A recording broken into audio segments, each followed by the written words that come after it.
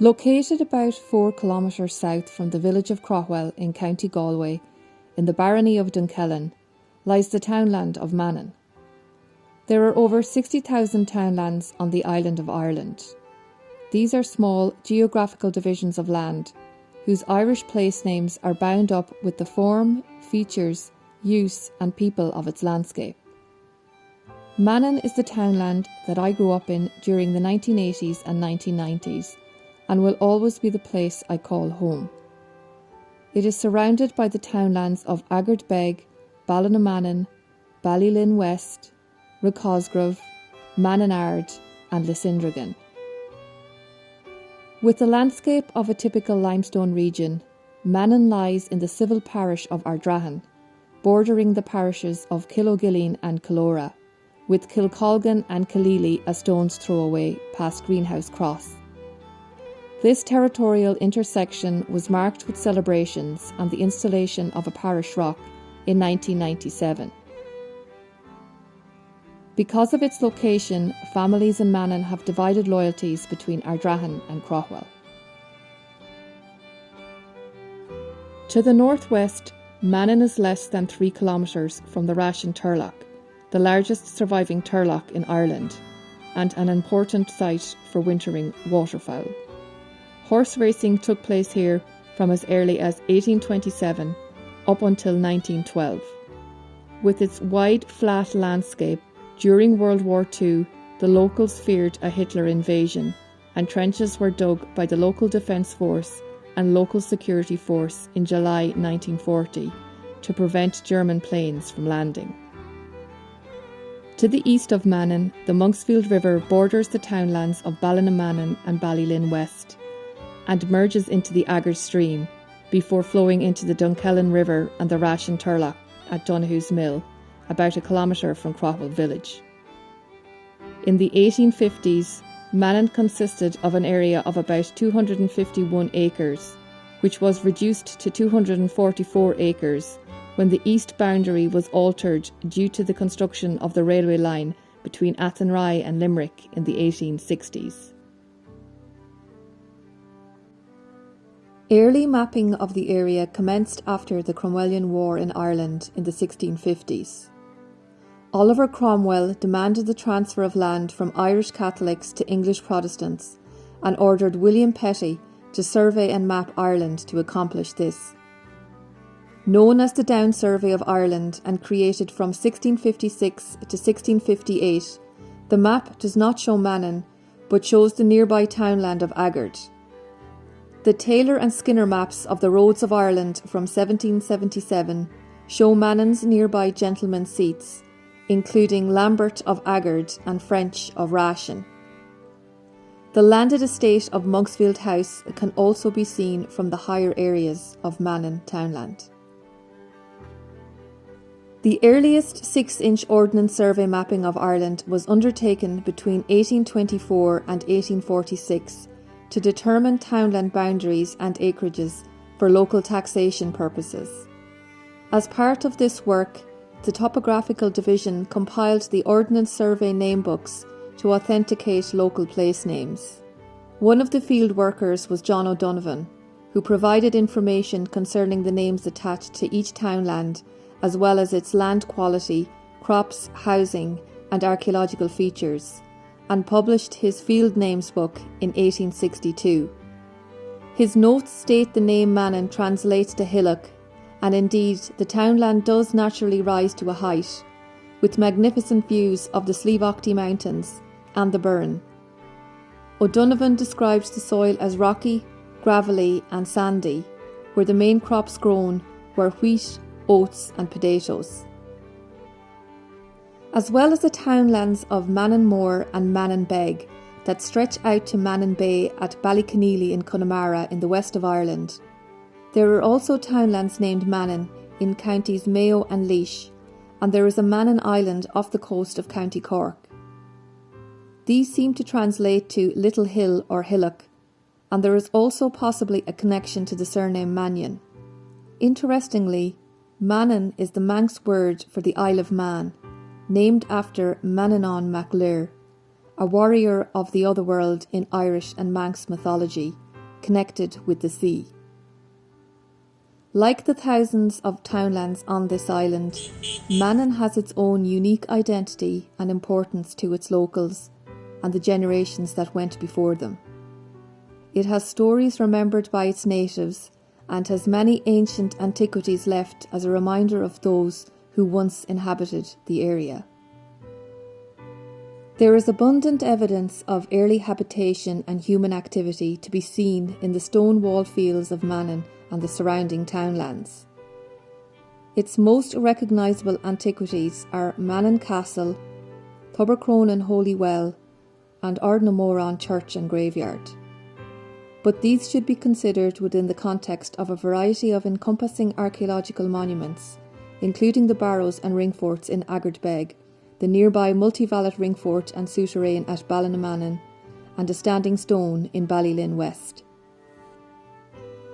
In the 1950s, American scholar Peter McCaffrey, who was studying a Master of Arts at University College Galway, wrote various articles on the archaeology of the Dunkellin area, which included Mannin and its wider environment. These articles mainly concentrated on surveys of ring barrows and stone hut circles. A ring barrow is a circular or oval raised area enclosed by a foss or a trench and an outer bank with or without an entrance that is part of the Bronze and Iron Age burial tradition.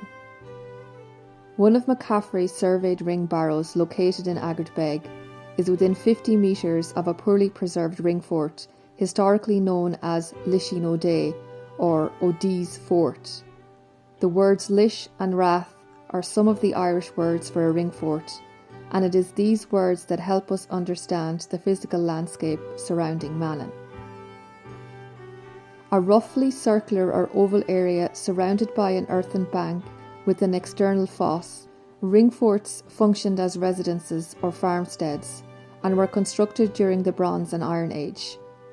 There are numerous ring forts in the townlands of Rathcosgrove, Lissindragan and Manninard, but there is a considerable amount in Aggard.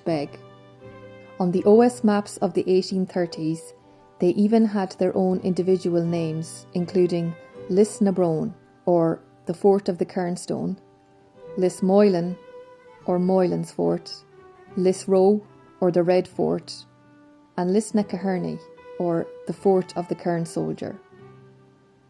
Many of the Aggard ring forts have two banks and an intervening foss, which signifies a site of higher status belonging to the upper grades of society. In Ballinamannin, right at the corner of the boundaries of Mannin and Aggard townlands, and alongside the Monksfield River and the railway line, lies a significant ring fort consisting of 3 banks and 2 intervening fosses. The ring fort itself is poorly preserved. The railway line has destroyed the outer bank to the west, and a field wall cuts across it at the southeast. In the interior, there is a well-preserved rectangular dry stone-built souterrain or underground passage known locally as the Dane's Hole. O'Donovan translated Ballinamannin to the mouth of Mannin or Mannin's Ford. This implies that Mannin refers to the family name O'Mannin or Mannion, and this name still lingers in the local area. About 500 metres from the Ballinamannin ring fort, the standing stone or Gulon, as it was known on the old OS maps, located in the middle of a field in Ballylinn West, stands at 2.7 metres high.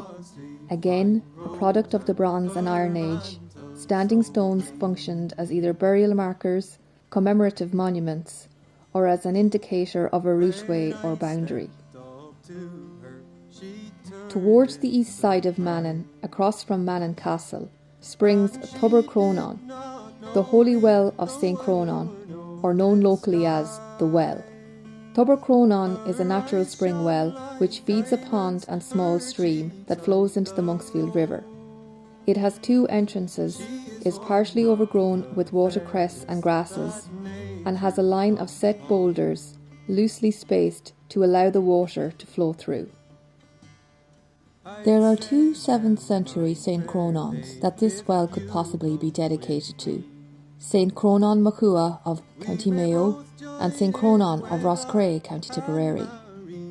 Holy wells, generally considered pagan in origin, are places of ritual and pilgrimage where people pray and leave offerings, and the water is often thought to have healing qualities.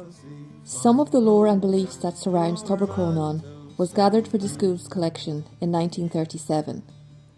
Initiated by the Irish Folklore Commission, the collection was compiled by pupils from 5,000 primary schools in the Irish Free State between 1937 and 1939. My grandmother, Nora Dolan, ní Calnan, or Nana Max as she was fondly remembered, documented the following on Tobar Crónán in 1937, which was relayed to her by her aunt Nora Connolly, who reared her in Mannin. In the parish of Ballinamannin, a holy well is situated. It is called Tobar Crónán. Tradition has it that this was once a holy well and several people were cured. It is sheltered on either side by hawthorn bushes and ash trees. The water is pure spring and holds its depth winter and summer. It is also surrounded by numerous rocks, some of a huge size. The water rises beneath the bushes and forms into a pool. Then it gradually expands itself and at length flows and forms a stream. After about half a mile of a course, it adjoins another river. A stone wall divides the well in two, but nobody seems to interfere with the water on the upper side. It is believed the water would not boil, but nobody tampers with it. The water which flows through the wall supplies the inhabitants of the village, and in summer people travel several miles to obtain some.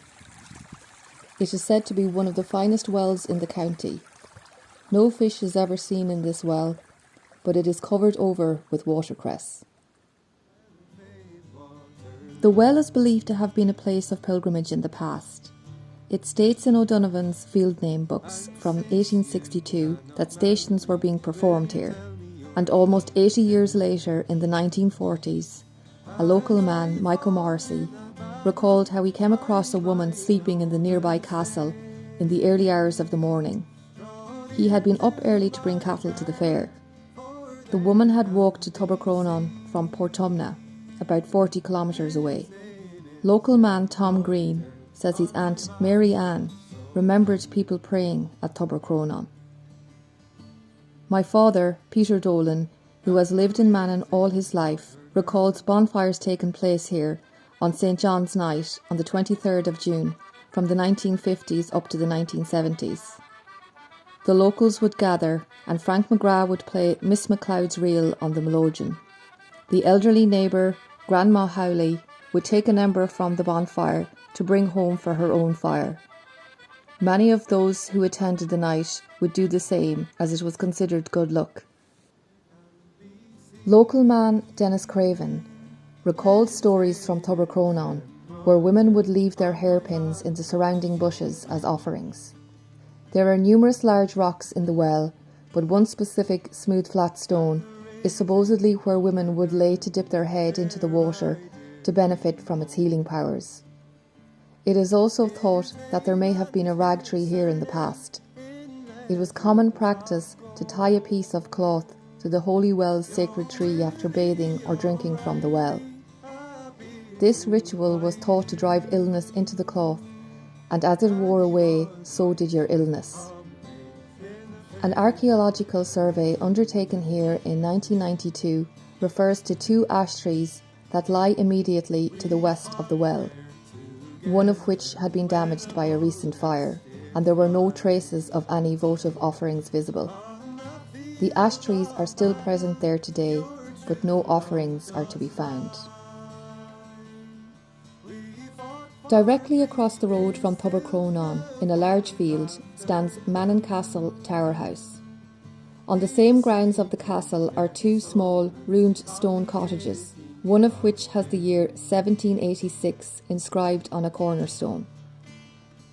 Most of the history and information on Mannin Castle comes from Father Jerome Fahy's book, The History and Antiquities of the Diocese of Kilmacduagh, which was published in 1893. Connacht was ever a rebellious province, but was the most troublesome of all in 1588. In Galway, there were no districts so severely stricken by ruinous warfare than the Clonrickard districts within the diocese of Kilmacduagh. Clonrickard, which translates to Richard's family, referred to the family of Richard Moore de Burgo, or Burke, from the 13th century, and the areas of land they held in Connacht. De Burgos were Normans who later anglicised their name to Burke. In 1606, there were more able men of the name of Burke than of any other name in Europe, and they were in no district in Ireland more numerous, abler, or more influential than they were in the diocese of Kilmacduagh. They far surpassed in number and influence the ancient territorial lords, evident through the many strong castles they erected in this area, many now in ruin. Mannin Castle lies within a 2-kilometre radius of 5 castles, with Lavely-Connor Castle to the west, Roo Castle to the north, Seafin Castle to the northeast, Ballylin West and Craig Castles to the southeast, and Cloghroak Castle to the south. Cloghroak Castle was the seat of a very ancient and influential branch of the Burkes. In the 16th century, it was occupied by John Burke, also known as Shane Og Burke, who held the office of Sheriff of Clonrickard. In 1574, a list of Galway castles and owners was compiled, seemingly for the use of the Lord Deputy, Sir Henry Sidney, who planned the composition of Connacht. Located within the Carew manuscripts of Lambeth Palace, it registers a Shane Og Fitz John of Cloghroak. Thomas Burke, a distinguished Dominican scholar and prior of the Dominican convent in Athenry during the mid-1600s to early 1700s, was a descendant of the Burkes of Cloghroak and died in 1724. His grandnephew, also called Thomas Burke, was the Roman Catholic Bishop of Ossory from 1759 to 1776, and wrote the history of the Dominicans in Ireland in Hibernia Dominicana, published in 1762. Lying beside the Athenry to Limerick railway line, the ruins of Cloghroak Castle are held together with ivy. The remains of a walled garden can be seen on the site, but is not believed to be connected to the castle itself. The high status of those that lived in Cloghroak Castle and its surrounding area goes back to the Bronze Age, when in 1900 2 skeletal remains with vases were found buried in a kist grave nearby. According to the 1574 Galway Castles and Owners list, Shane Fitz John Burke was the owner at Mannin, or Maun Castle as the transcription implies, likely the same Burke of Cloghroak Castle. Less than a kilometre west of Mannin Castle lies the ruined church and graveyard of Ardnamoran. Here, an inscription on the grave of Bartholomew Donoghue, who died in 1840, states that he was of Mannin Castle and that his wife was a Burke. According to Jerome Fahy's book in 1893, Mannin Castle was at the close of the 16th century in the possession of Shane Og Burke. He describes the building as it stands at present but a square keep, partially ruined and but little interesting. 130 years later, it is heavily ruined, with the corner of the west and south walls having gradually collapsed over the last 20 years or so due to weather erosion. During Fahy's time, he states Mannin Castle was in the possession of the Burkes of St. Clarence, and by the end of the 19th century, the property had passed to a Mr. Maxwell through his wife, Anne Celestine Burke. Anne Celestine Burke, who was the sister of the explorer Robert O'Hara Burke of nearby St. Clarence, married Reverend Charlton Maxwell in 1873. She had previously been married to Major Francis Horatio de Vere. In 1893, Mannin Castle's owner was Mr. Maxwell, but 2 years later he had passed away. The Galway Express newspaper in January 1908 contained a notice to claimants and encumbrances in relation to the estate of Anne Celestine Maxwell, widow, County Galway, with the lands of Mannin, Lissindragan, Manninard and Ballinamannin affected.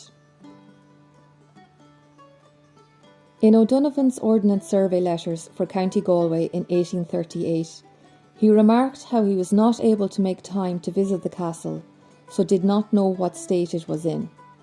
In 1944, the Irish Tourist Association, which was the forerunner of Bord Fáilte, now Fáilte Ireland, conducted county surveys to develop Ireland as a potential tourist destination. On their visit to Mannin Castle, they described features including two-pointed doorways and several window types, including loopholes, round-headed lancets and ogee-headed opes. They also claimed that the castle was on Mr. O'Donoghue's land. An archaeological survey of the castle from May 1983 describes its condition as fair, with a ground floor, a first floor and a second floor. There were two entrances on the ground floor. The spiral staircase had collapsed and there were traces of a murder hole. Other features included round, flat and notch-headed single light windows and arrow loops. During the early 2000s, Mannin Castle was denied planning permission to restore it, which is extremely unfortunate considering how much it has fallen to ruin since then. Photographs taken by Hubert Thomas Knox for the Galway Archaeological and Historical Society in 1913 show the castle walls in good condition, as does a photograph taken for the Irish Tourist Association in 1944 and footage from the 1970s programme Faith. Even photos of myself and my siblings from the early 1980s show the corner of the south and west walls intact, but unfortunately these have since collapsed. One of the most interesting sites in Mannin is the ruined church and graveyard of Ardnamoran. Located on a raised hill, Ardnamoran commands one of the finest views in South Galway, with the Slievachtaí Mountains to the southeast, the Burren to the southwest, and Knockma and Abbeynockmoy hills to the north. On a clear day, it is breathtaking to behold. The name Ardnamoran is ancient in origin and translates to the height of the winnowing drum. The word Ard means height or hill, and the word Bowrán is a frame drum and a popular traditional Irish musical instrument, but was also an implement used for winnowing grain. In olden times, after the grain was threshed using a flail, it was then winnowed to remove the chaff. This was done by placing the grain into the bowrán and throwing it repeatedly into the air. The breeze that blew across the hill would remove the lighter chaff, while the edible grain remained. It is likely that this practice took place at Ardnamoran, hence the name. The following conversation between Dennis Craven and Peter Dolan was recorded in June 2021 about an enchantment in one of the fields near Ardnamoran. When I was very, very small, we were up at somebody's funeral, who it was, and when they were digging the grave, they found a good lot of bones, whoever they were, and the bones were over against the wall of the church. I often wondered afterwards, whose grave could that have been that we'd be at the funeral. Later on then, one night, my father went out to look at the sheep around lambing time, and he came over there to that field, the church field as we call it near the thing. And then a whole lot of different lights began to come flashing all over the place. I wanted to go. Anyway, he couldn't find his way home. Eventually he found himself going over towards Mannin. He found he was in the wrong place. And he turned back and came home again. And he got one of the lads to stand at the back door. And when he'd go up in the field again to look at the sheep, they'd whistle so he'd know then where he was. But what it was, obviously, we were asking this man, Ned King, a great old scholar, he said, don't mind that was, and he said it both in English and in Latin. He said, that's the Fortean Marav, or he says what we call the Ignis Fatuus, the deceptive fire. And he said, what happened now, he said, was he had a funeral recently, and there was bones there, and people walked on the bones, and they carried that down their feet down across the howlies. Ignis Fatuus, as in deceiving fire, and the whispers was in other places. Wouldn't there be that type of material in the bones, wouldn't there? Phosphorescent substance. Anyway, he went astray anyway. You do for that, you take off your coat and turn it inside out, you know that? Is that so? Radio again, yeah. Fortean Marav. A similar type of occurrence of disorientation in a field to that which Dennis and Peter talked about is known as the stray sod and has numerous stories of origin. Back in the old days, while taking the remains from the house to the church or graveyard, people would have carried the coffin through a field due to a lack of roads and lanes. If a rest was needed, they would lay the coffin on the ground. This action would begin the enchantment and make this a stray field. Interestingly, Ardnamoran is accessed from a road known locally as Crooked Jane or Cnocknashion, which translates to the Hill of the Fairies, and from there by walking through two fields, although neither being the stray field as previously mentioned. Within metres of Ardnamoran lies a poorly preserved ringfort with blackthorn bushes and a bank of earth with some stone. The church and graveyard are contained within a pentagon-shaped stone wall enclosure in a field, and entry is gained by stepping over a stile. With the last burial taking place here almost 50 years ago, the site had been left neglected for many years. I recall coming here as a kid in the 1980s and it being completely overgrown with briars and ivy, yet blooming with white and purple rocket flowers. In 2008 and the years following, a group of dedicated locals got together to clean Ardnamoran and preserve its heritage for generations to come. The graves themselves are mainly of 19th and 20th century headstones, but there are numerous stone markers throughout the graveyard that might suggest an earlier era. The earliest record that I could find where these ruins are mentioned is in the Ordnance Survey letters between John O'Donovan and his superior Thomas Larkham regarding the work of compiling the Ordnance Survey field books in 1838.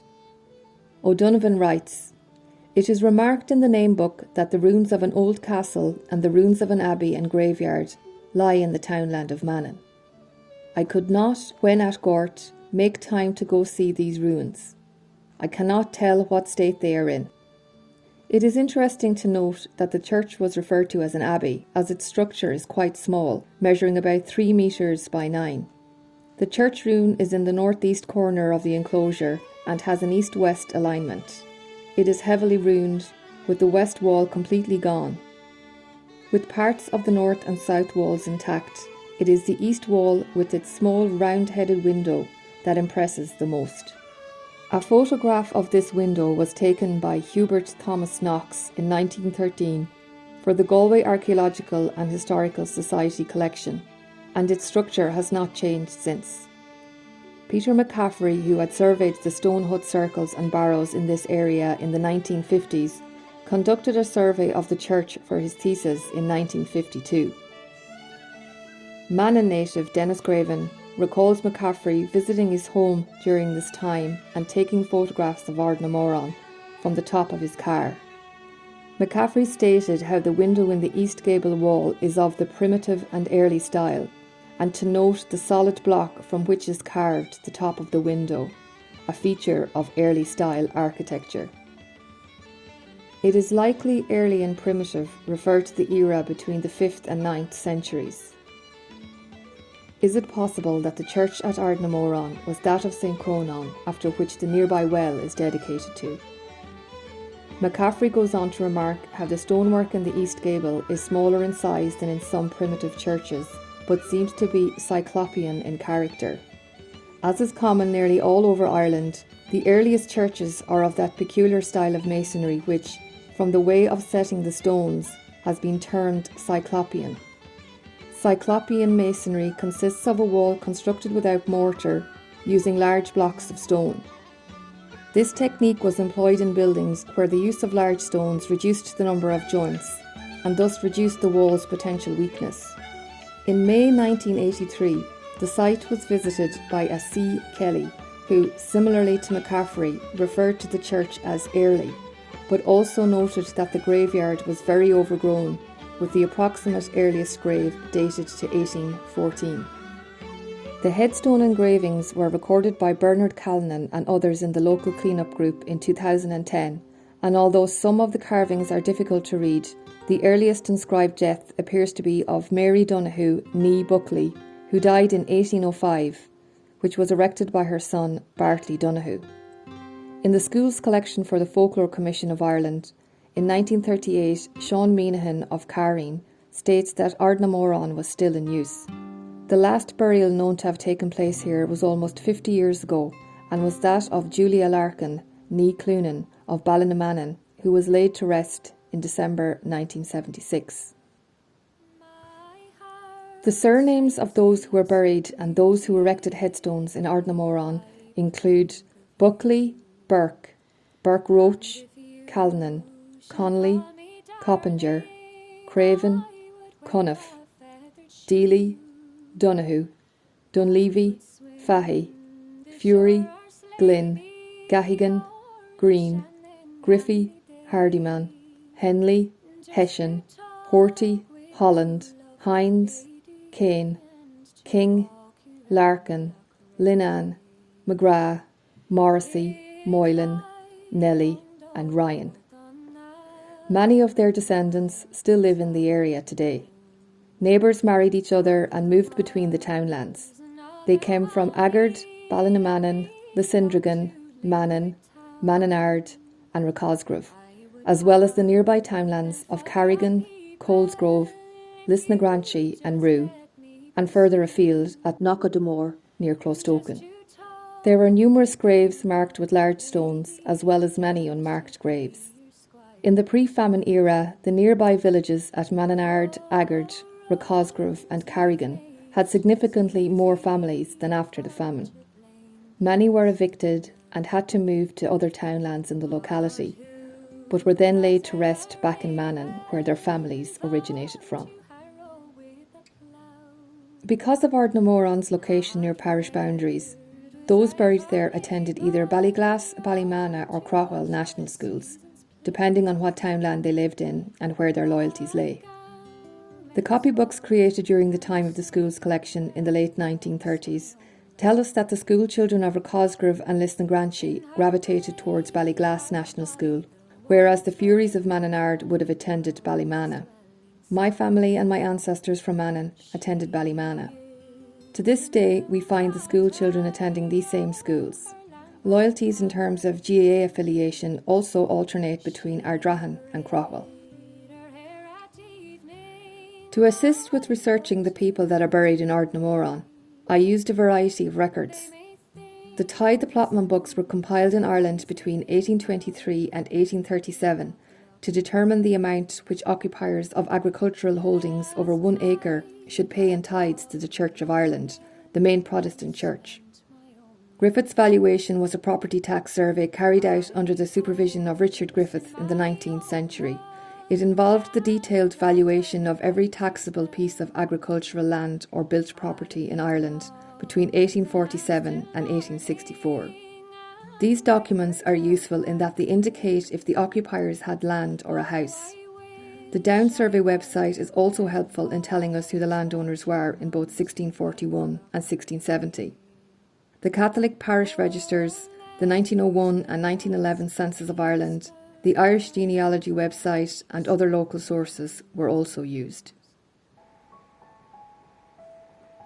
From 1641 to at least 1670, the Earl of Clonrickard was the landowner of Mannin. About 150 years later, the 1826 tides named the Mannin landholders as Kennelly, Donoghue, Glynn, Kane, Moylan and Ryan. Griffith's valuation from around 1857 records those occupying houses at Mannin as Brennan, Connolly, Craven, Donoghue and Howley, with Callan, Glynn and Fahy occupying land only, and John Hardyman Burke as the lesser. He was the son of James Hardyman Burke of St. Clarence and the brother of previously mentioned Robert O'Hara Burke and Anne Celestine Maxwell.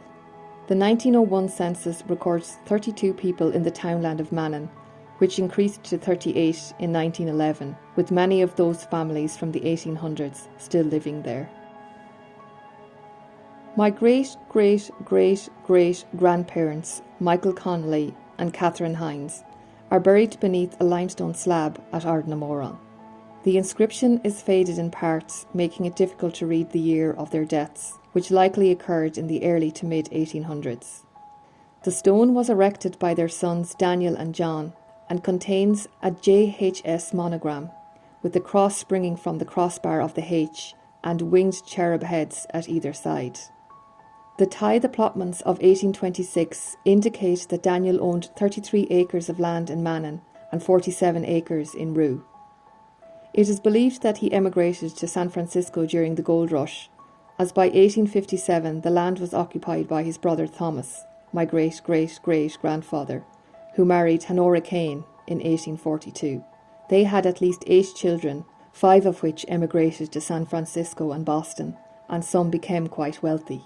Many of their descendants still live in those parts of the USA today, one of whom my sister visited in San Francisco in 2017. Thomas and Honora's daughter Catherine married John Dunleavy of Ballygurran North near Athenry in 1873. She died from what appears to have been an ovarian cyst in 1878, aged 34. A decorated limestone slab to the left of the Connolly grave was erected to Catherine by her uncle Daniel Connelly. Also buried at the Connolly plot are my great-great-grandparents Thomas Connolly and Delia Gagan, and their children Sonny and Nora, as well as Thomas's brother Michael. Michael was a bachelor farmer and died from old age in 1943, and his death certificate was signed by my grandmother. Greenhouse Crossroads is at the intersection between Mannin, Manninard, Aggard and Lissindragan townlands. The Callinan, Ryan and one of the Donoghue family headstones in Ardnamoran refer to the deceased as of Greenhouse as opposed to any specific townland. Here in Ardnamoran graveyard, situated within the lands of my family and in a field known to us from childhood as the church field. This is due to the remnants of an old church within. I'm standing at the Callinan grave. My name is Bernard, and buried here is Michael Callinan, my grandfather, who died on the 3rd of June 1920, aged 76, and his wife, my grandmother, Margaret, who was Kearns from Peterswell, and who died on February the 20th, 1944, aged 89. Also buried here, Thomas Callinan, my uncle, born in 1879 and died in 1954. Catherine, or Kate, my aunt, born in 1888 and died in 1965. And Patrick Callinan, my uncle, aged 3. This headstone was erected by my father Michael, born in 1895 and died in 1985 and buried in Ballymore, alongside my mother Delia, Bridget, born in 1912 and died in 2003. May they all rest in peace. The Ryan family of Greenhouse have been farming in this area for generations, right up to the present day. Patrick Ryan is recorded on the tithes and Griffith's valuation for owning land and a house at Mannin in the early to mid-1800s. There are at least 3 generations of the Ryan family of Greenhouse laid to rest in Ardnamoran, memorialised on 4 separate headstones and plaques within the same corner of the graveyard, underneath a yew tree. Dennis Ryan, who passed away in 1828, aged 76, is likely an ancestor of Anthony Ryan. Anthony Ryan and his wife Mary Ann Joyce died in the early 1900s. Their son, also named Anthony, was born in Greenhouse in 1877. He worked as a draper's assistant and bookkeeper at Donlands in Shop Street in Galway City before he bought the business and expanded it. Anthony Ryan's is still a popular department store in Galway City today. His son Paddy Ryan was the mayor of Galway when President Kennedy visited Galway in 1963. Back in Greenhouse, Paddy's uncle Patrick Ryan married Annie Horty around 1914. They had 4 boys and 1 girl. Many tragedies engulfed their family, including the death of their son Thomas, who died tragically in 1934 at 17 years of age due to an explosion during the sinking of a well close to their home. The Ryan family name is still going strong in Greenhouse today. From the O'Donovan Place Names records, the townland Lissindragan translates to Hendrigan's Fort and mentions another fort in this townland called Bartley's Fort. From 1641 to at least 1670, the Earl of Clonrickard was the landowner of Lissindragan. The townland had previously been recorded as Lissindragan or Lissindragan. Griffith's valuation from around 1857 records those occupying houses at Lissindragan as Conroy, Donoghue and Sheehan, with John Hardyman Burke, the lesser of land. The 1901 census records 15 people living in Lissindragan and 19 in 1911, with the surnames Donoghue and Healy most popular. The Donoghue family lived on the Lissindragan side of Greenhouse Cross. A marble stone stands in Ardnamoran in loving memory of the Donoghue family of Greenhouse. John and Celia Donoghue's son Stephen and his wife Mary Larkin from Manninard resided at Roo. Stephen contributed as an informant to many of the stories for the school's collection in the late 1930s. He died in 1959, and his obituary stated he was a well-known figure in the district during the protracted agrarian troubles, of which Craughwell was the cradle and first battleground. Stephen's nephews John and Larry passed away in the 1980s and lived in the Donoghue house at Greenhouse Cross, the ruins of which remain today. The house has been put to good use over the last few Christmases, where neighbours gathered and Santa himself paid a visit to the local kids. The townland of Aggard borders Mannin, with Ardnamoran closer to Craughwell village. The name Aggard translates to small or lesser haggard. From 1641, Maurice Lynch was the landowner, and by 1670 it was owned by Sir Henry Waddington. Walter Lambert of Craughwell acquired Aggard House from Gregory French by deed of purchase in 1729. The Lamberts were landlords in this area until the early 1900s. Craven, Donoghue, Holland and Morrissey, and numerous others, were landholders at Aggard in 1826. According to Fahy in his book about the diocese of Kilmacduagh, there were 40 families in both Aggard and Ardmore in 1841 and only 7 in 1871. John Walter Henry Lambert of Aggard House was considered a cruel landlord. Due to high rents and the number of evictions in the area in the 1880s, agrarian crimes increased. In 1880, a large grave was dug in front of Aggard House and a document found close by stating that if he did not cease persecuting his tenants, he would shortly be consigned to the grave.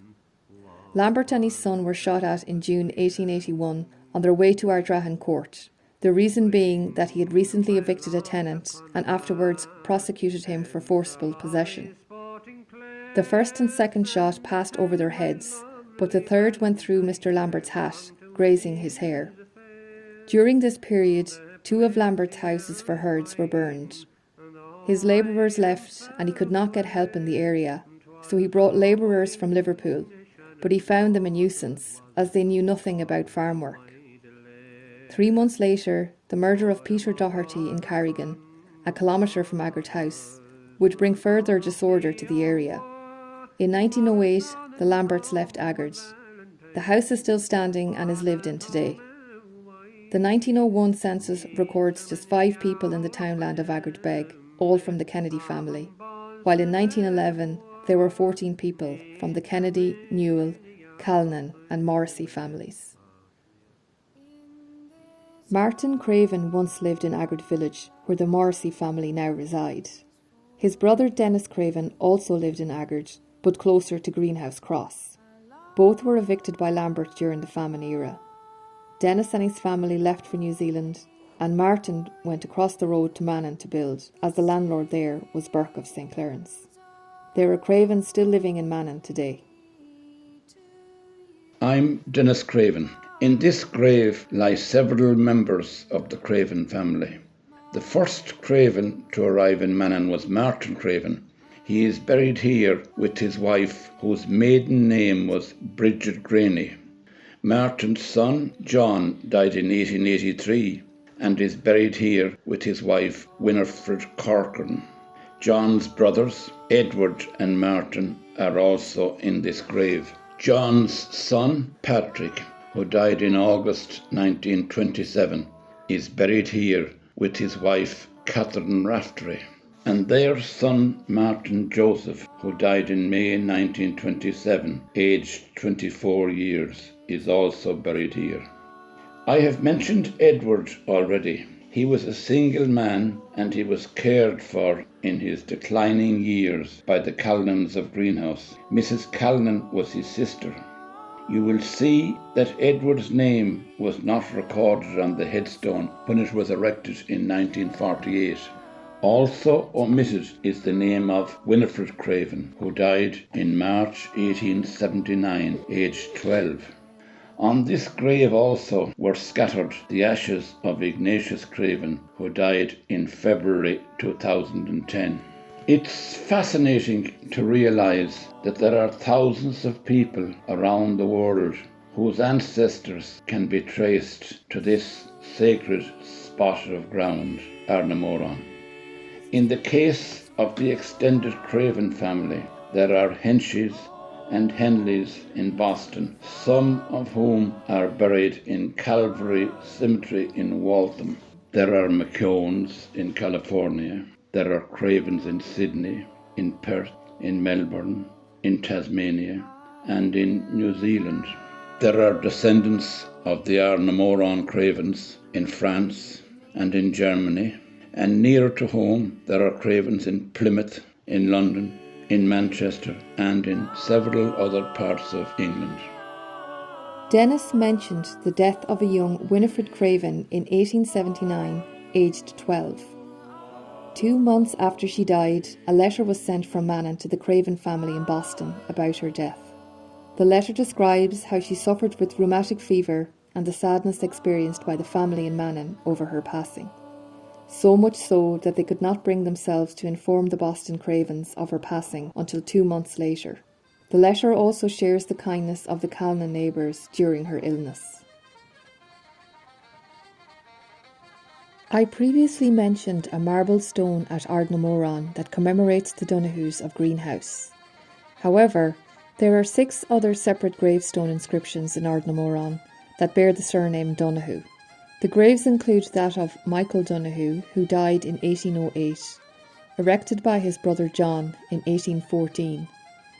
James Donohue, who died in 1827, erected by his mother Mary Hines. And Mary Donohue, who died in 1856, erected by her husband Patrick Ryan. This limestone slab contains beautifully decorated cherubs at the upper corners. An enclosed iron railing contains 2 separate Donohue gravestones. One, a limestone slab, erected by Bartley Donohue in memory of Mary Donohue, née Buckley, who died in 1805, is the earliest recorded death inscribed on stone at Ardnamoran. Besides this is a cross dedicated to Bartholomew Donohue of Mannin Castle, who died in 1840, and his wife Mary Burke of Meelick, who died in 1838, erected by their grandson Dr. O'Donoghue, who died in 1904.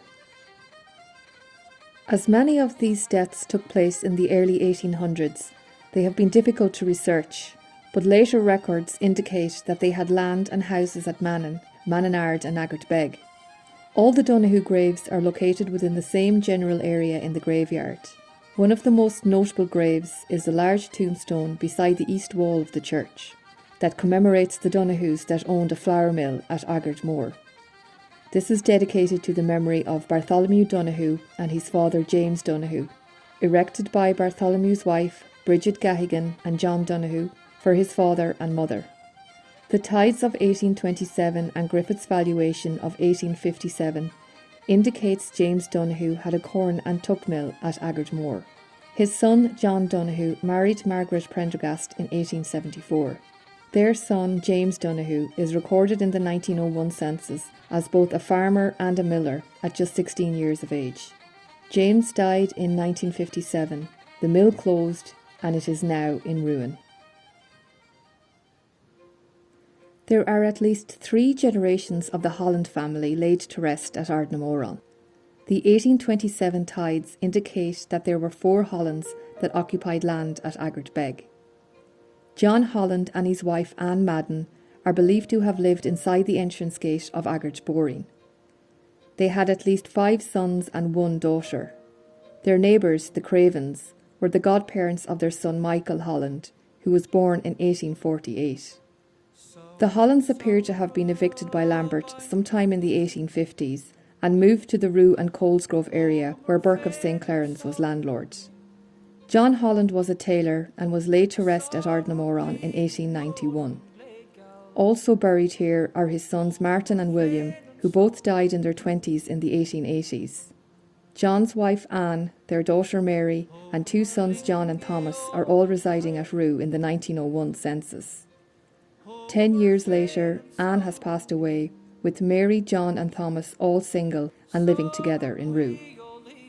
The house and buildings returned from the 1911 census reveals their house is the only slated house of 9 habitable houses in Roo and has a forge. This house is likely the former Ballinconey stop located on the main Craughwell to Loughrea road, where the forge of Donoghue of Karen Thomas was located. That same year of 1911, Thomas Holland married Margaret Shiel of Lochill. Thomas, like his father, was also a tailor. Their son John married Elizabeth Shaughnessy of Ballylin East in 1938, and both are buried at Ardnamoran. John died in 1964 and Elizabeth in 1972. The name Rathcosgrove translates to the Fort of Cosgree or O'Coscree, which derives from Cloghroak, meaning victorious. In 1641, William Og MacWilliam MacShane Og Burke was the landowner. He likely resided at Cloghroak or Mannin Castle. By 1670, it was owned by Sir Henry Waddington. The 1826 tides names the landholders as Ford, Green, Moylan, Hahigan, which is likely Gahigan, and Phelan, which is likely Whelan. Richard Rathburn is also named as a landowner. Rathburn was the lesser of several townlands in this area and resided at Ballymore House, which is the home of the Galway Blazers in Craughwell. In 1857, the occupiers at Rathcosgrove included Callan, Gahigan, Green, Kennedy, Moylan, Whelan, as well as Digby French of Munavay Castle and Burton Pearse of Moyode Castle, who was the master of the foxhounds of County Galway. The 1901 census records 73 people in the townland of Rathcosgrove, which slightly dropped to 70 in 1911. Over the next 25 years, emigration drastically reduced the population in this townland. It is believed 15 women emigrated between the Green, Moylan and Callan families during this time. In November 1937, Paddy Moylan wrote in the Ballyglass Schools collection record that there are 9 families with 35 people currently living in Rathcosgrove and that many had emigrated over the years. Some of the local place names in Rathcosgrove include a field across from Moylan's house called the Shan Sraj. The Lisheen Field is a children's burial ground on Green's land that Father Keogh blessed one time. Bochin Fords or Kennedy's Boring is opposite Callan's house. The Green family have resided at Rathcosgrove for generations. The Tithe Plotman books for Rathcosgrove in 1826 show Pat Green and John Green as landholders, and Griffith's valuation from around 1857 displays Patrick, William and John Green as occupiers of land and houses. The esteemed GAA historian Tom Green and his family still reside in the area today. Tom Green's parents were John or Jack Green and Pauline McAvoy from Roo, who married in 1955, and his grandparents were Thomas Green and Mary McCormick from Mulroog in Ballinderry, who married in 1898. The old Green family home was originally a thatched house, and in 1911 it was built up into a 2-storey with blue banger slates and 2 chimneys of Belfast brick, a very rare sight in those days. Then in 1955, the small bungalow was built out the front and the old house was turned into sheds. Although there is no headstone, Tom's great-grandparents, Patrick Green and his wife Margaret MacTighe from Seafin, are both buried in Ardnamoran. They were married in 1857 and they had 11 children, including Tom's grandfather Thomas and his granduncle William.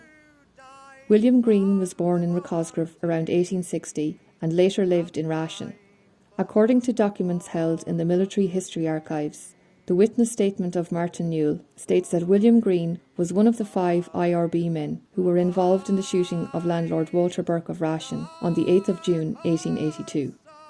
Burke was widely regarded as a harsh landlord. He and one of his armed soldiers were shot dead in a back-to-back horse trap near Castle Taylor as they came back from Gort after obtaining orders to evict Burke's tenants in Carrigan. Martin Connolly of Rathcosgrove also took part in the attack. All 5 IRB men went to America, but William Green later returned. He died on the 13th of June 1943 and was laid to rest at Ardnamoran. As was done at the graves of the IRB members at that time, a gun salute took place. An article from the Connacht Tribune states he was one of the most prominent Fenians in South Galway during the days of that movement. Old Fenian comrades formed a guard of honour at his funeral to Ardnamoran. Also buried at that same plot is William's wife, Kate Hines of Rashin, who passed away 12 years before him in 1931, and their daughter Anne-Maria Garvey, also known as Nancy. Descendants of this Green family still reside in Rashin today. Tom Green's aunt, Delia Margaret Green, left Rathcosgrove and emigrated to Boston in 1927. Her sister Marianne, who already resided there, paid for her ticket. Tom's father Jack was 16 years old at the time, and he remembered going to the Reescmore at Paddy Connolly's big field beside the railway to see the train on its way to Cove in Cork with Delia on board. He ran the entire length of the field beside the track, waving as he said goodbye to Delia. It would be another 60 years before they would meet again. Tom's uncle Patrick Green died under distressful circumstances on the 28th of February 1933 at the age of 25.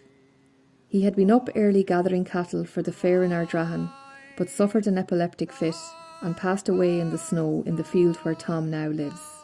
It seems that Patrick may have acquired epilepsy due to an encounter with the Black and Tans at Lisnagranshy about 10 years previously, which severely shocked him. As he was heading to Ballinamannin with his mother, the Black and Tans fired shots over his head, which must have been a very traumatic experience. He was best friends with my great-grandfather Patrick Callan and is buried in Ardnamoran.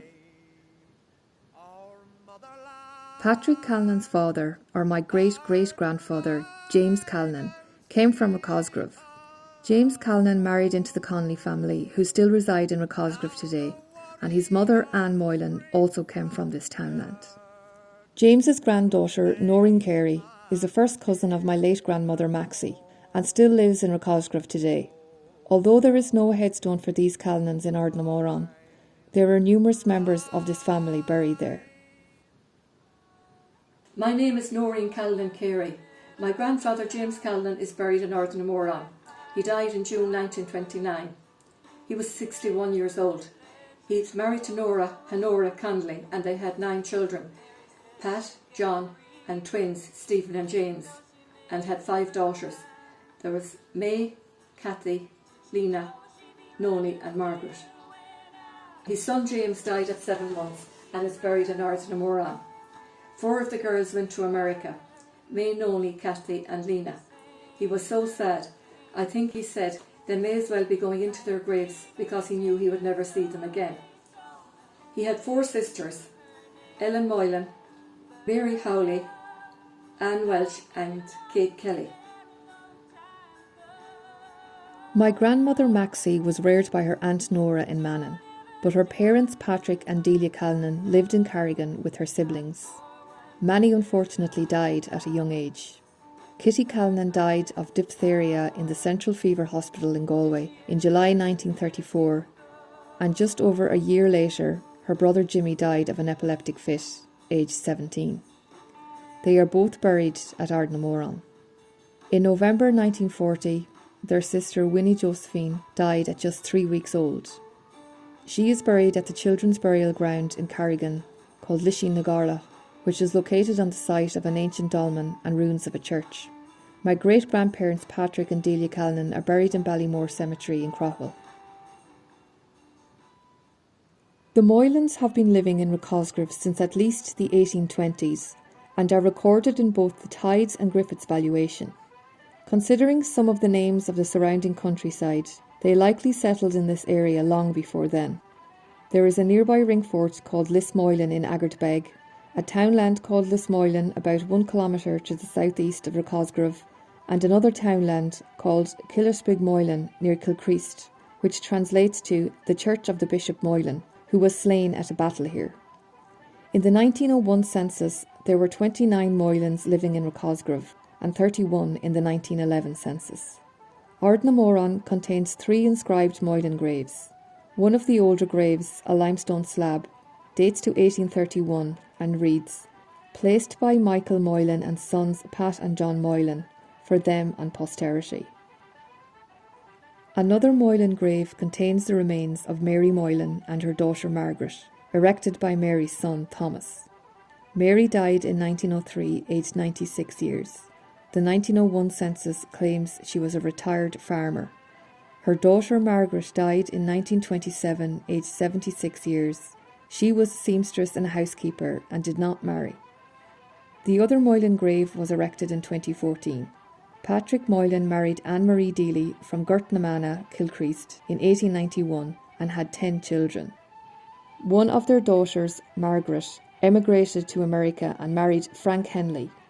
In 2014, her sons Francis, Richard and Henry came from America to Ardnamoran to erect a grave in memory of her and their grandparents. There are Moylans still living in Rathcosgrove today. Lisnagranshy Townland lies beside Manninard. From 1641 to at least 1670, the Earl of Clonrickard was the landowner of Lisnagranshy. From O'Donovan's field names books in the mid-1800s, Lisnagranshy translates to the fort of the grange or monastic farm. At this time, the land was a sheep walk. The proprietor was Richard Rathburn of Ballymore House, and one of his 2 tenants was Burton Pearse of Mannin Castle. There is no record for the 1901 census at Lisnagranshy, which would imply there was no one living there. But in 1911, Patrick Galligan, a farmer and widower, was the only person living there. An article from the school's collection around 1938 by Delia Whelan of Ballyglass National School stated there were 4 families and 23 people in Lisnagranshy, with Moylan being the most common name. The houses were all slated and newly built. There were no ruins, as there were no houses in it long ago. She also mentions how people emigrated from there to America in former years. Patrick Galligan, mentioned in the 1911 census, is buried at Ardnamoran. A headstone erected by his brother Martin commemorates the Galligan family of Lisnagranshy. Records indicate that the Galligans lived in Colesgrove prior to Lisnagranshy. Patrick Galligan married Julia Kane of Ballyglass in 1901. Their son Patrick was born in April 1904. Over a year later, Julia gave birth to John, but unfortunately she died during labour. 5 months later, baby John passed away from tubercular meningitis. The headstone also commemorates Martin Galligan's brother John and his parents Mary and John. The Galligan family still reside in Lisnagranshy today. The name Manninard translates to high hillock. In 1641, the townland name is recorded as Monina or Monin, and names Ulick Carrick Burke as the landowner. By 1670, it was owned by James, Duke of York. The 1826 tides do not appear to have Manninard listed, but underneath the records of Mannin, New Mannin is written. This could possibly refer to Manninard, as New Mannin near Clostoken is not in the parish of Ardnamoran, where these specific tides were recorded. The landholders in the 1826 tides were Calnan, Fahy, Hessian and Kane. The 1901 census records 28 people in the townland of Manninard, and the main surnames are Calnan, Fury and Larkin. In June 1938, Josie Fury wrote in the Ballinamannin School's collection record that there were 3 families with approximately 35 people living in Manninard, and that in former times there were 14 houses. He goes on to say that several people emigrated to America and Australia. A man by the name of Pat Kane was evicted and went to Australia. There he built a hotel and named it the Manninard House. Manninard has evidence of people living here for quite some time. An impressive ring fort lays in a nearby field, and the Boring Buoy leads to Manninard village. The ruined buildings are a reminder of how populated this little village was in the past, and there was once a hedge school for the children. Soapwort is abundant in the area, which was used in the past as a detergent and soap, and is also an excellent herb against cold and skin problems. Apple trees and sloe bushes are still plentiful in Manninard. Both the Larkin and Fury families still reside in the area.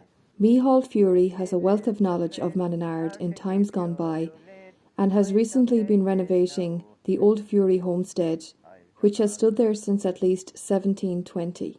Now, a little brief summary about the village of Manninard.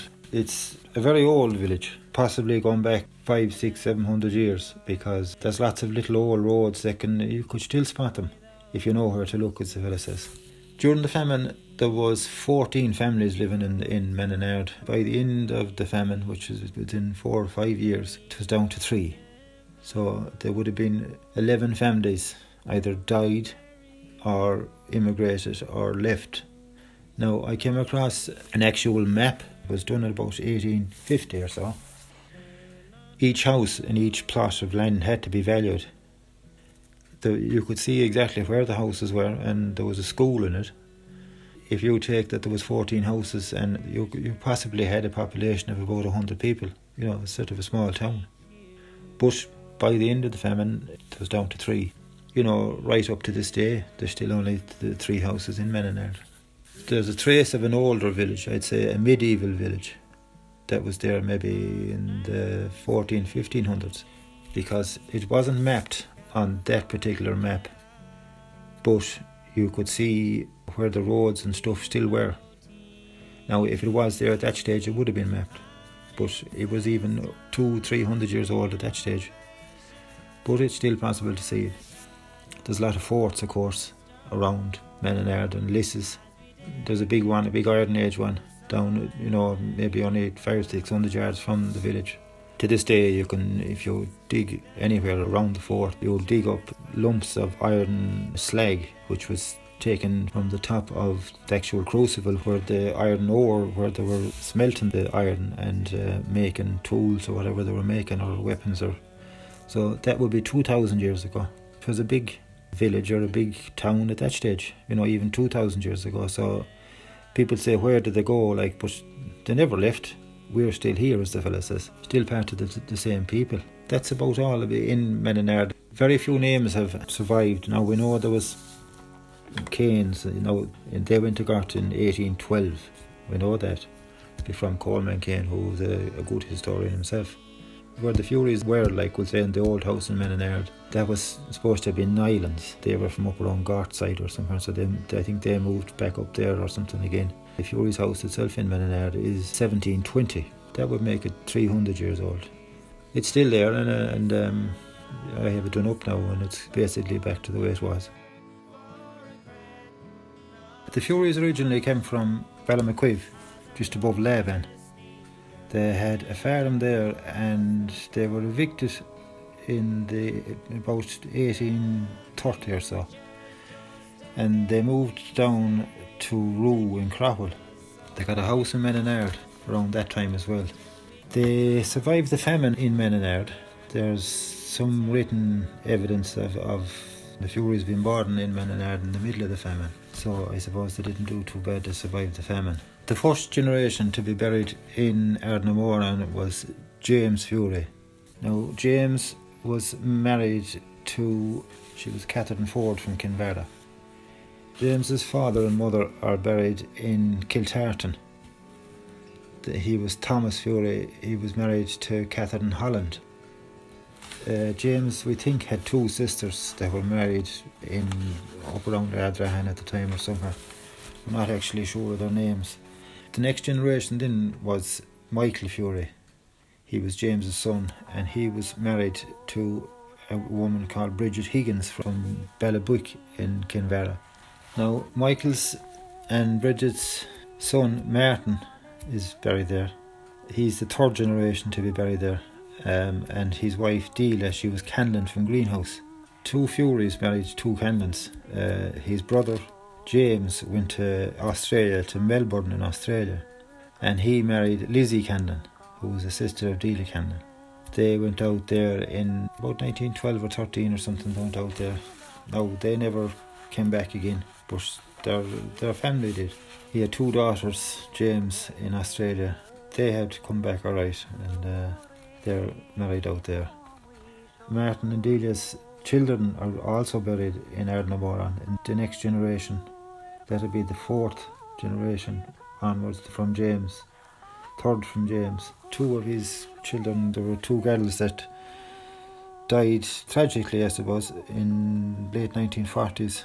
One of them got meningitis. I think she was only 17 or 18, and she died. That was in June, and the following Christmas her sister, Mary Kate, died. There was Bibi and Mary Kate. She never really recovered from her sister's death. She died the following Christmas, so there was two of them dead in less than a year. And they also had a son. He was about 6 or 7, I reckon, when he died. That'd be back maybe about 1920 or so.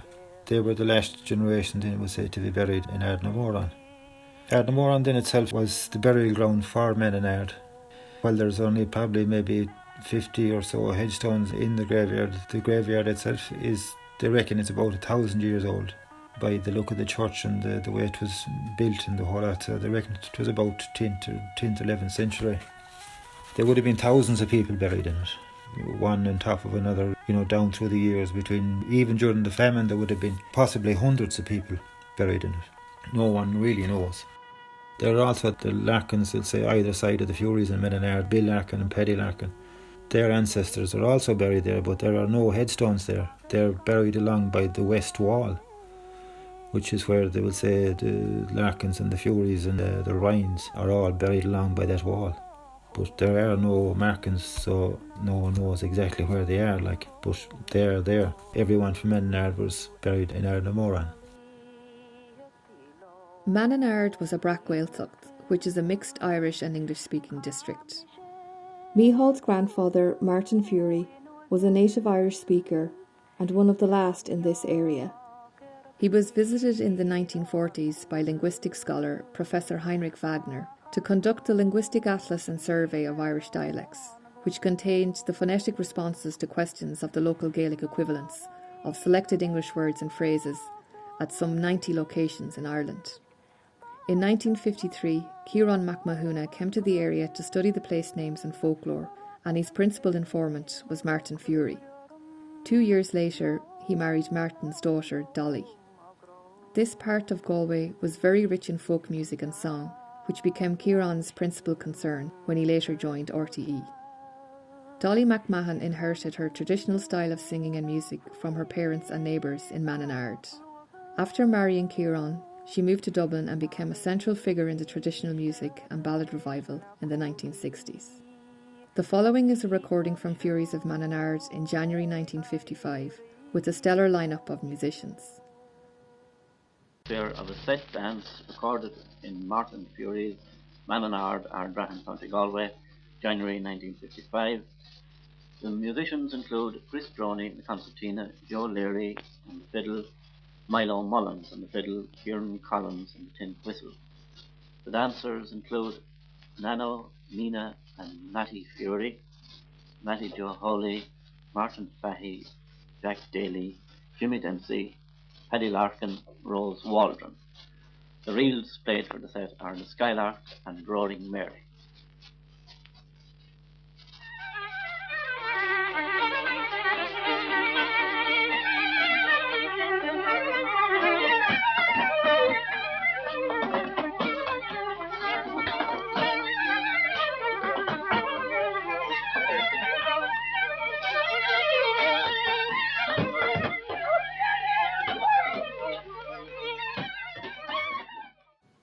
Unfortunately, the quality of the sound is quite poor, but it does not remove us from the sense of crack that was being had at Fury's house that evening.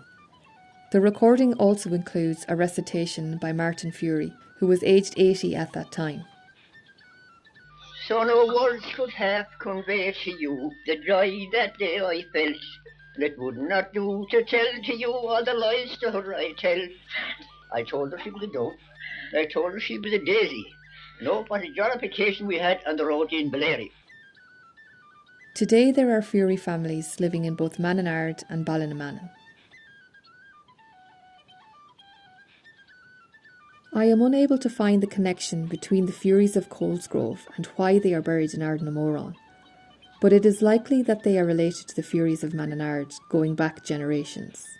The townland of Colesgrove is located about 3 kilometres northeast of Ardnamoran. The Furies were employed as herds on St Claren's estate in the parish of Kilkenarn in the late 1800s and early 1900s. The 1901 census records William and Bridget Fury and their 6 children living in Colesgrove. William passed away in 1930 at Cloghroak, a townland beside St Claren's. Michael Fury's death in 1967 was reported in the Connacht Tribune at that time.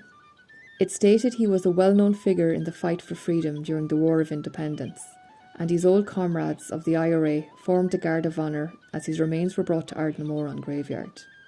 A firing party of military from Renmore fired 3 volleys over his grave. The headstone was erected by his son Paddy Fury, who emigrated to Melbourne, Australia in 1949. Prior to emigrating, during the war years, Paddy played Gaelic football with Ballinamannin, where matches were played in Heinz Field in Kilquane.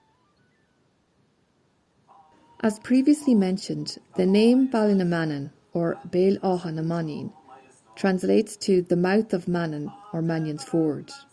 But another suggestion by former parish priest of Craughwell, Canon Michael Mitchell, in the mid-1900s, is the village of the Kids, or village of the Pinnacles, or gable-shaped hill, derived from Ballinamannin.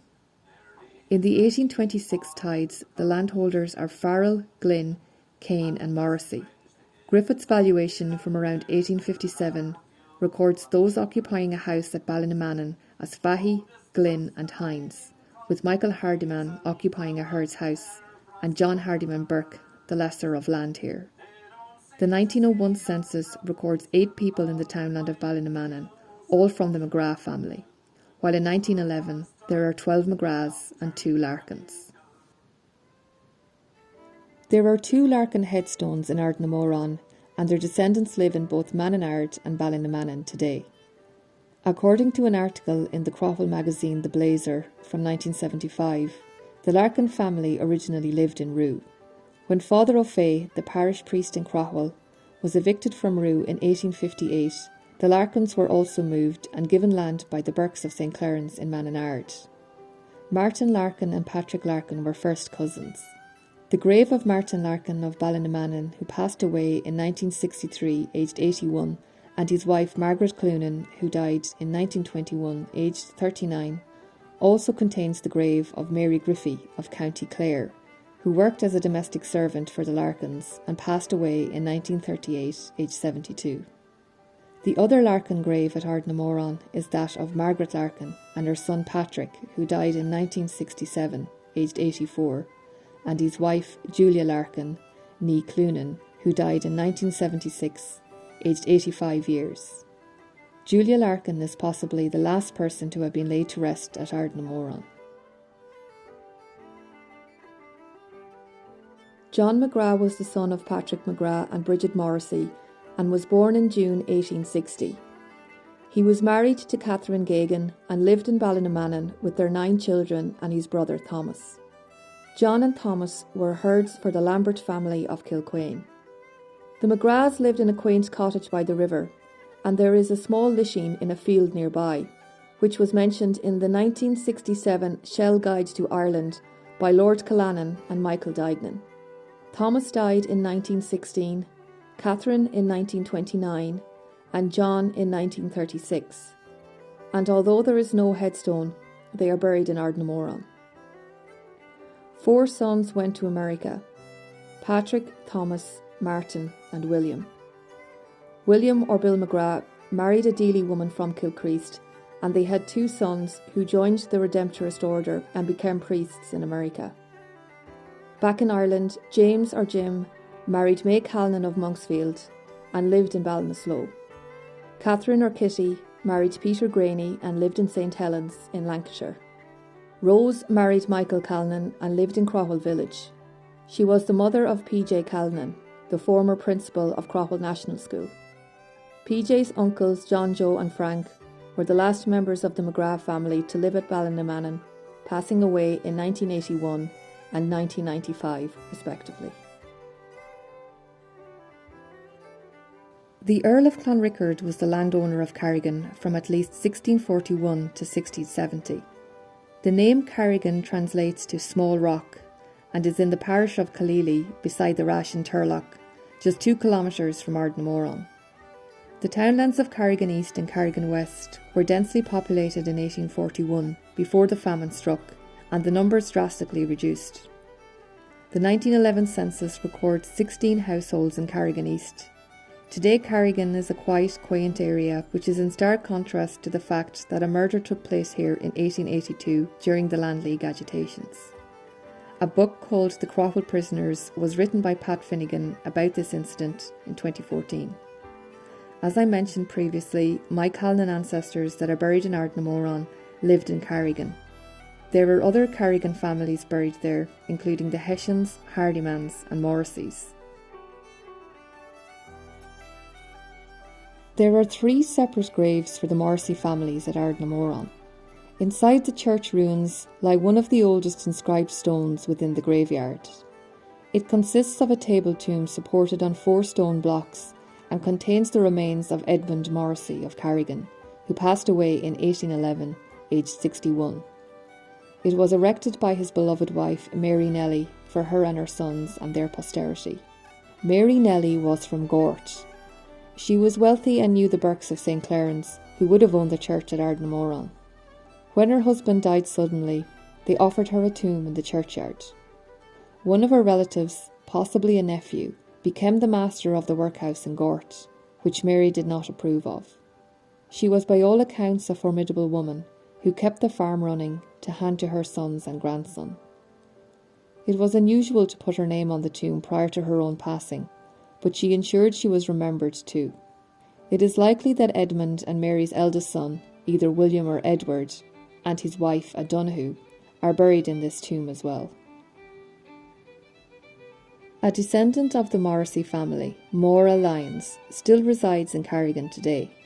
Her and her husband Eamon erected a stone beneath Edmund and Mary's tomb dedicated to John Morrissey of Carrigan, who died in 1885, and his wife Maria Cuniff, who died in 1912. They were Maura's great-grandparents and are also buried in this tomb.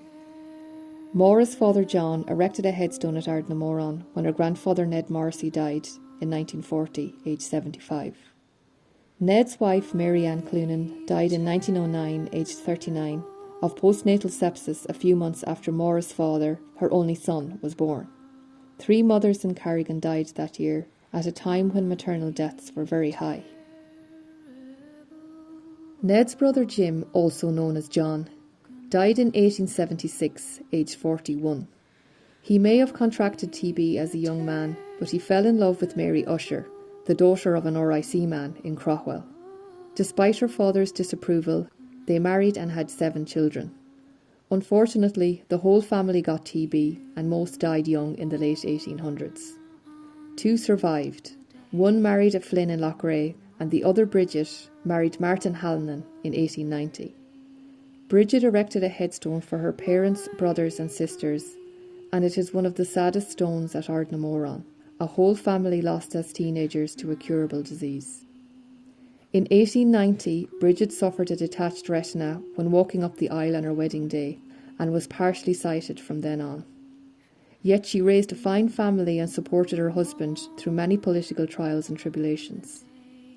She lived happily into old age, but never forgot her family at Ardnamoran, and always had a love for Carrigan and her father's home. Maura Lyons still has a beautiful china tea set that Bridget gave to her father when he got married. There were Hardymans living in both Ballinamannin and Carrigan during the 1800s.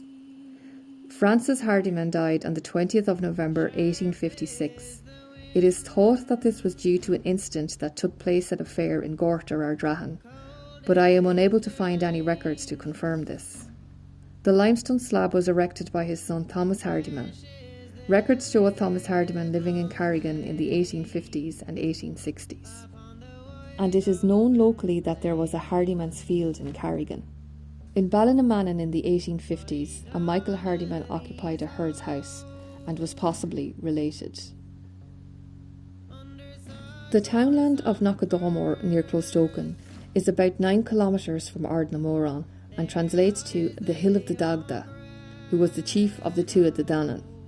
The Kane or Keane family, buried at Ardnamoran, were evicted from Manninard around 1810. They moved to Knockadaumore, where they brought the name Mannin with them.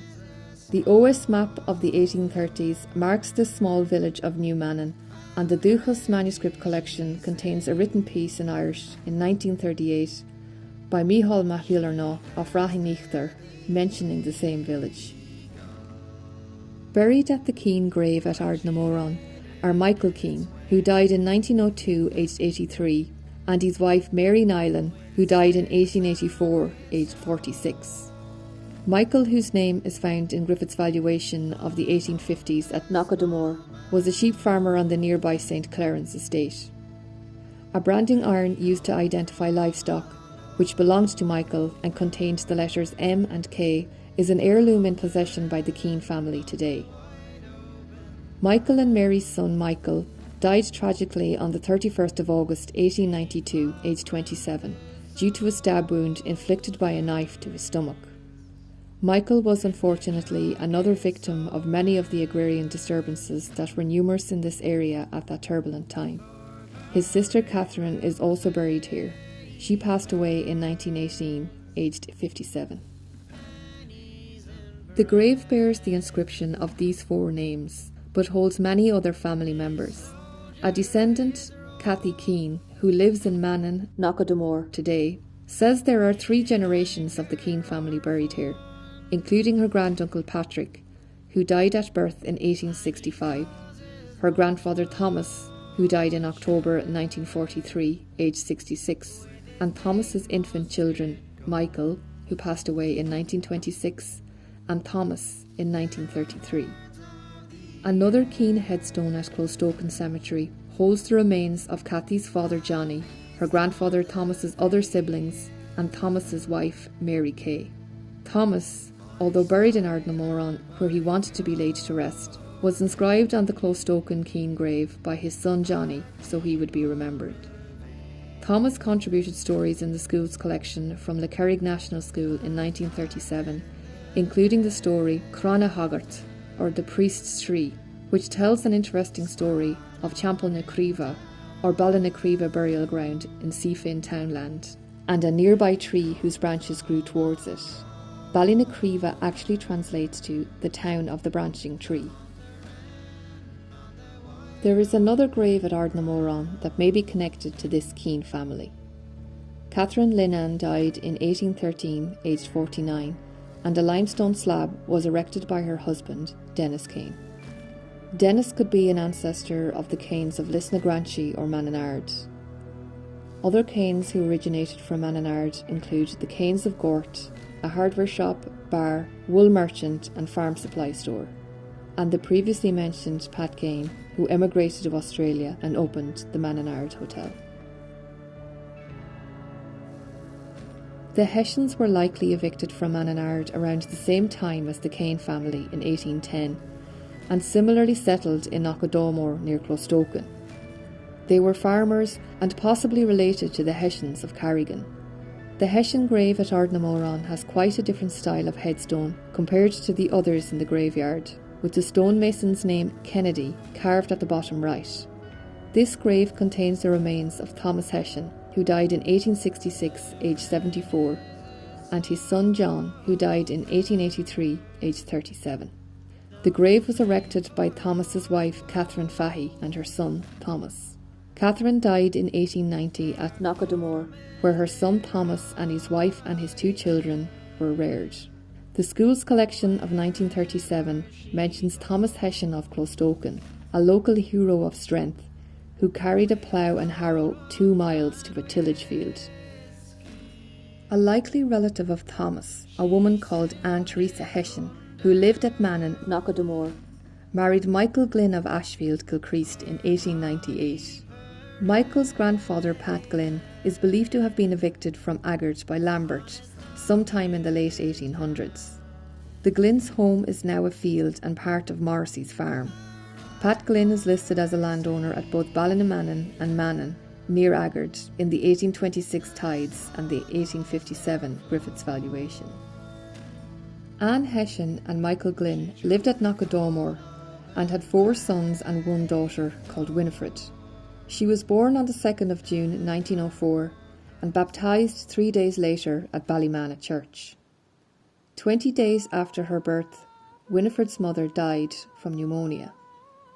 Her paternal grandmother's brother, Patrick Donoghue, and his wife Catherine took Winifred into their home at Ballinamannin, which according to the 1911 census had 9 other members of their family living there.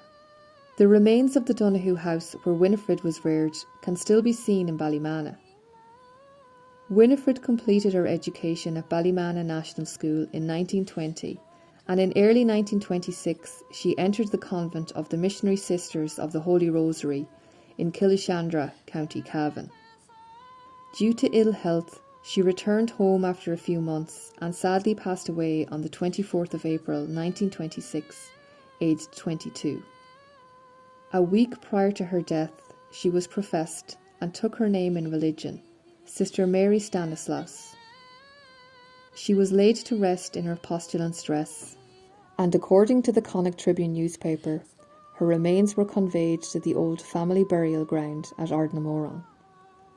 The story of Winifred came to light in 2021 by Sister Catherine Halley, archivist for the Missionary Sisters of the Holy Rosary, while doing research on the foundation decades of the congregation. She found a letter from Father Stanislaus Ford of the Carmelites in Loughrea, giving an account of Winifred's profession ceremony in the Donoghue house and a newspaper cutting of her sad death. A plaque for Winifred lies beside the Hessian plot at Ardnamoran, donated by Sister Anne Griffin and the Missionary Sisters of the Holy Rosary. Due to a lack of records from the early 1800s, it has been difficult to gather information to identify some of those laid to rest at Ardnamoran. Inside the church ruins at Ardnamoran, under a table tomb raised on 4 stone blocks, lie the remains of Hubert Burke Esquire. On one side of his grave lies a long, narrow, flat stone with an inscribed cross. His title indicates somebody a little above the ordinary rank of gentleman. Although difficult to find documents to help identify Burke, a notice in the Dublin Express newspaper from June 1787 displays lands of the Clonrickard estate for sale, including Mannin, with Hubert Burke Esquire as the tenant. The inscription on his grave states that for 20 years he was captain of His Majesty's Regiment of Foot and departed this life on the 11th of October 1818, aged 88 years. Several Burkes are to be found throughout County Galway for generations, but according to a record found in Jerome Fahy's book, The History and Antiquities of the Diocese of Kilmacduagh, Hubert Burke Esquire was the grandfather of Captain Hubert Burke of Strongford Castle, who died in 1823 in a duel just outside Portumna against Blake of Holly Park. The will of Captain Hubert Burke mentions his daughter Honora was married to John Connolly of Carrigan, a land agent. The other side of Burke's grave is a similar table tomb, where underneath lay the remains of Margaret Burke Roach, who died in 1850. It is assumed she is connected to Hubert Burke. The inscription on her grave states it was erected by her son, B.J. Roach. Newspaper records indicate there was a Reverend Bartholomew J. Roach, parish priest in St. Nicholas Church in Galway during this time. The only other Burke Roaches I could find at that time were the Burke Roaches of Trebalgan Estate in County Cork. There are more questions than answers when it comes to Ardnamoran. It is certain that there are numerous others buried here. Going back how far, nobody is quite sure. Or who built the church and why was this site chosen? An annual mass takes place at Ardnamoran, and those who are buried there are remembered. There's a little poem about it, about Ardnamoran. It goes, high on a hill, far from hell and close to heaven, with the view to die for. The townland of Mannin in the present day is a lively community. Families who have lived here for over 30 years, including the Callanans, Dolans, Howleys, Morrisseys, Ryans and Thompsons, have been joined in the last 20 years or so by a new wave of young families wanting to rear their children in the countryside. Long may they prosper in this beautiful place.